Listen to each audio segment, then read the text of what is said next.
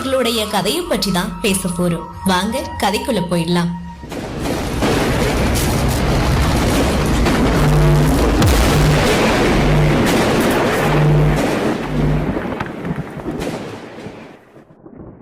கன்னிமார்கள் சக்தியோட வடிவங்க.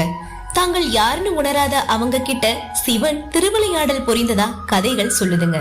பார்வதி அம்மன், பட்டத்தாள், அருந்தவம், பூவாள், பச்சையம்மன், மரளியம்மன்ற காத்தாயி, பூங்காவனம், இவங்கதான் கன்னிமார்கள்னு சொல்லப்படுற தெய்வங்கள்.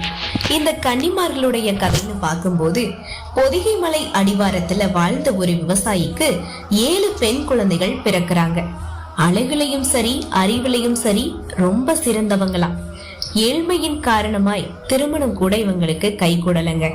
தாங்கள் சக்தியோட வடிவம்னு உணராதவங்க மணல்ல சிவலிங்கம் பண்ணி வழிபட்டுட்டு வந்தாங்களாம். சிவனும் அவங்களுடைய பிரார்த்தனைக்காக